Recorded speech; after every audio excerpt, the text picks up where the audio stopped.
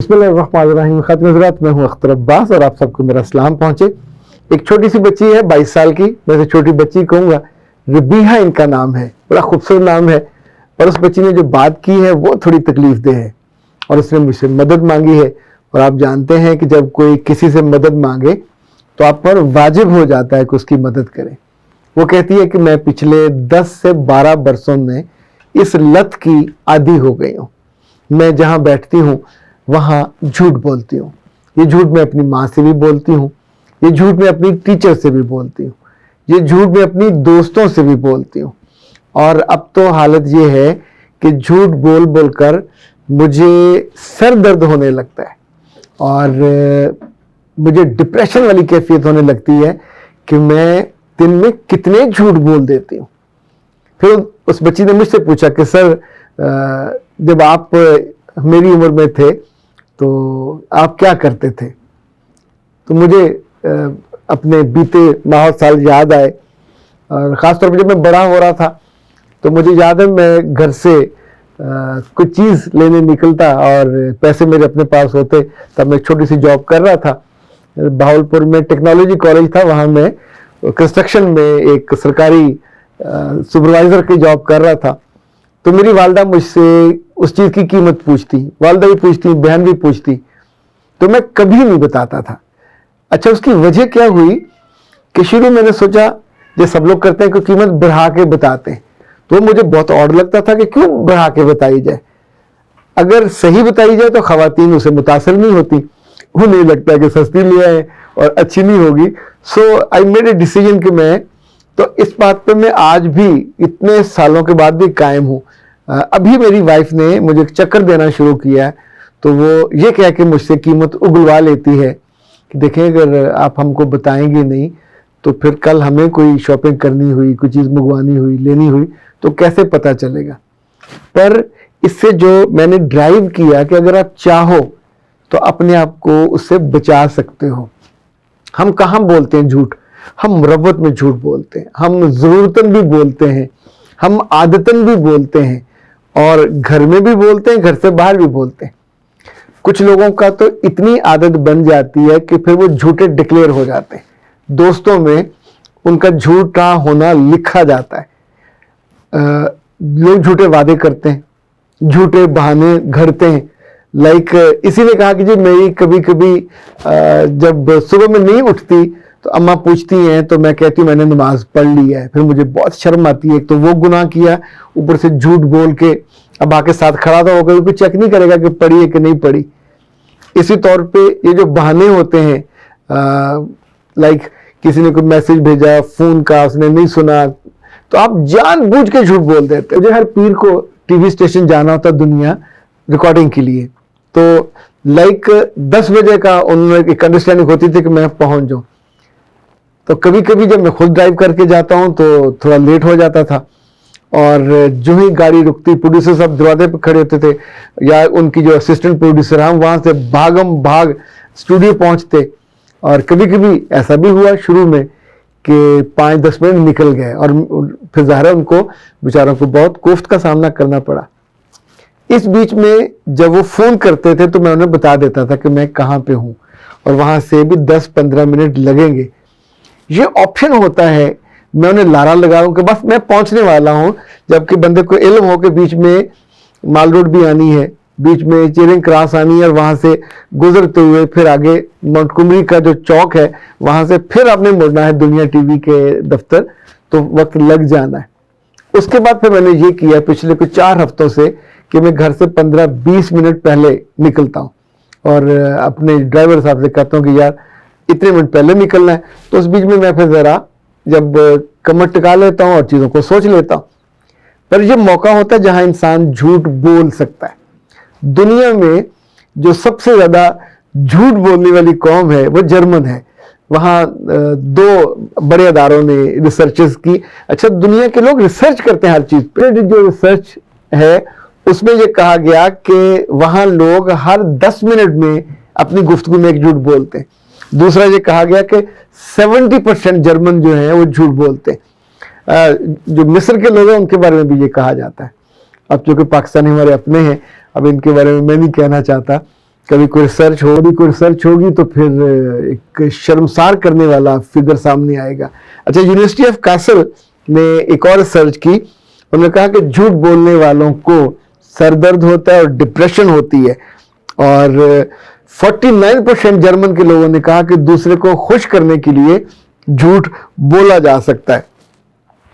یہ جو جھوٹ ہے، تیسری ریسرچ یہ کہتی ہے کہ آپ کو بیماری کی طرف اور تنہائی کی طرف لے کے جاتا ہے. اچھا، اب ہم آتے ہیں ذرا اپنی بیس کی طرف، بیک ٹو بیسکس. خود ہمارے مذہب میں، ہمارے دین میں تو ہمیں یہ کہا گیا کہ کسی سے جھوٹا وعدہ مت کرو، کیونکہ جھوٹے وعدوں کے بارے میں قیامت میں جو اولین سوال ہے ان کے بارے میں پوچھا جائے گا. موڈ نہ ہو تو کبھی مت کہیں کہ میں آؤں گا یا آؤں گی. ہم جھوٹ کہاں بولتے ہیں؟ جب کسی سے ملتے ہیں تو اس کی تعریف کرنے کا جو ہوتا ہے، ہم عام طور پہ جھوٹی تعریف کرتے ہیں. پچھلے دن ایک میٹنگ تھی تو ایک صاحب سے بڑے دنوں بعد ملاقات ہوئی، وہ تھوڑے بلکی ہوئے تھے.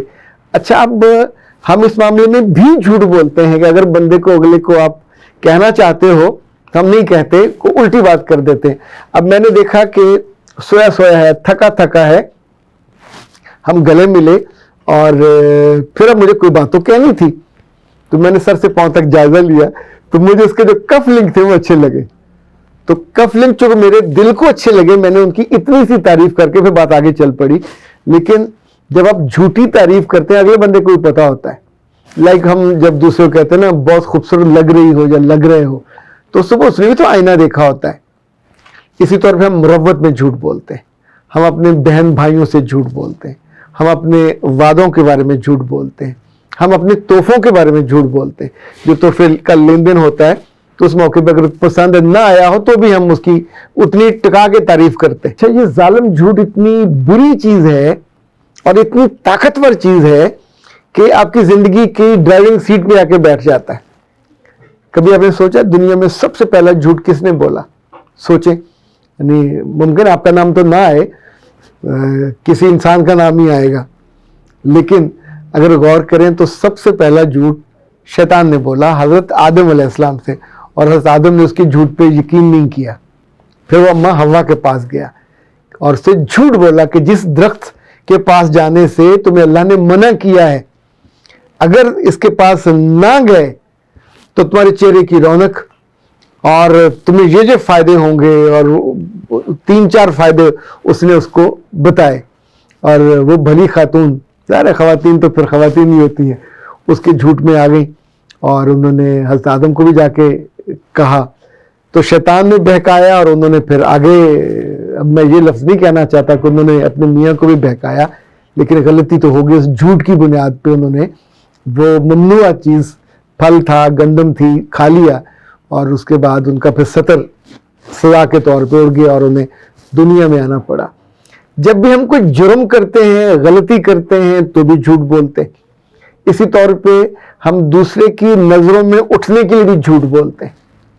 اللہ کے رسول صلی اللہ علیہ وسلم کے پاس ایک آدمی آیا اور کہا کہ یا رسول اللہ، میں بہت گناہ گار ہوں، میرے اندر اتنی خرابیاں اور کمیاں کوتاہیاں ہیں، تو میں مسلمان ہونا چاہتا ہوں، کیا کروں؟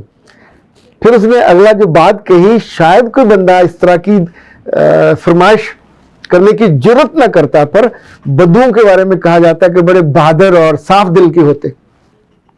تو اس نے کہا محمد صلی اللہ علیہ وسلم، کوئی ایک جو بیماری ہے یا عادت ہے یا کمزوری ہے یا برائی ہے میں آپ کے کہنے پہ چھوڑ سکتا ہوں، ساری نہیں چھوڑ سکتا، تو ایک مجھے بتا دے. تو یقیناً جو بات سن کے اللہ کے رسول صلی اللہ علیہ وسلم مسکرائے ہوں گے، صحابہ کی طرف دیکھا ہوگا، تو پھر آپ نے اس سے کہا کہ تم جھوٹ بولنا چھوڑ دو. اور خاتون حضرات، وقت نے یہ ثابت کیا کہ جب اس نے جھوٹ، جب بھی کوئی گناہ کرنے لگتا، کوئی زنا کرنے لگتا، تو اسے خیال آتا کہ مجھ سے اللہ کے رسول پوچھیں گے تو میں پھر کیا جواب دوں گا، مجھے سچ بتانا پڑے گا. تو جھوٹ وہاں سے میں وعدہ کر کے آیا ہوں کہ نہیں بولوں گا. بات اور یاد رکھیے گا، جھوٹ گناہ کی طرف لے کے جاتا ہے اور گناہ عذاب کی طرف لے کے جاتا ہے. دنیا میں ویسے تو بڑے بڑے جھوٹے ہیں، لیکن جو سب سے جھوٹا مانا جاتا ہے وہ ایک کہانی، اس کا کردار ہے پنوکیو. اس کے بارے میں کہا جاتا ہے کہ میں اپنی ٹیم سے کہوں گا کہ آپ کو اس کا کریکٹر دکھائیں ذرا. تو پنوکیو اپنی ہر بات میں جھوٹ بولتا تھا اور قصدن بولتا تھا. یہ بجائے اس کے کہ آپ تنہائی میں جائیں، بجائے اس کے کہ آپ لوگوں کی نگاہوں سے اور دلوں سے اتریں، اگر جس میں شوقیہ جھوٹ بولنے کی عادت ہے، اس عادت کو روکا جا سکتا ہے۔ یہ شان نہیں دلاتی، آپ کی شان دوسروں کی نگاہوں میں کم کر دیتی ہے۔ جھوٹ ہے، اس کو کذب بھی کہتے ہیں، اور کذب سے پھر کذاب بھی ہے۔ اگر مسلمہ آپ کو یاد ہو تو اس کا نام ہی مسلمہ کذاب رکھ دیا گیا، یعنی یہ جھوٹا نبی تھا۔ اسی طور پہ جو لوگ دروغ گوئی یا دروغ، یہ بھی جھوٹ کو کہتے ہیں، تو نہ تو دروغ گوئی کی طرف جانا چاہیے، نہ دروغ گو بننا چاہیے، نہ کذب کی طرف جانا چاہیے کہ بندہ کذاب لکھا جائے۔ جیسے یہ کہا جاتا ہے نا کہ جب آپ گناہ کرتے ہیں تو دل پہ ایک داغ لگتا ہے، پھر دوسرا، پھر تیسرا، پھر وہ کالا ہو جاتا ہے۔ تو اسی طور پہ جب ہم ایک جھوٹ بولتے ہیں تو جھوٹے نہیں ہوتے، دو بولتے ہیں تو بھی جھوٹے نہیں ہوتے، پر جب ہم کنزیکٹو اس طرح کے کام کرنے لگ جاتے ہیں جھوٹ پہ جھوٹ، تو پھر جھوٹے لکھے بھی جاتے ہیں اور بن بھی جاتے ہیں۔ اور اس کا ایک ہی حل ہے، وہ حل ہے جو حضرت آدم نے ہاتھ جوڑ کے، ہاتھ باندھ کے اپنے رب سے کہا تھا، ربنا ظلمنا، اے اللہ ہم نے اپنی جانوں پہ ظلم کیا، انفسنا وَإِن لَّمْ تَغْفِرْ لَنَا، اگر آپ نے ہم پہ ترس نہ کھایا، وَتَرْحَمْنَا، اور ہمیں معاف نہ فرمایا، لَنَكُونَنَّ مِنَ الْخَاسِرِينَ، تو پھر اتنی التجا ہے، گزارش ہے کہ ہم دنیا میں خسارہ پانے والوں میں اور نقصان پانے والوں میں سے ہو جائیں گے۔ تو اے اچھے خواتین حضرات، اپنی عادتوں کو آپ ہی زیادہ اچھا جانتے ہیں، میں تو آپ کے دل میں نہیں جھانک سکتا۔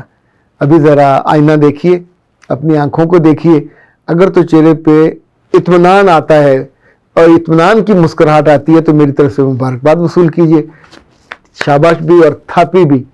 اور اگر ایسا نہیں ہے تو پھر یہ لمحہ ہے جب آپ کو رک جانا چاہیے۔ اختر عباس کو دیجیے اجازت، السلام۔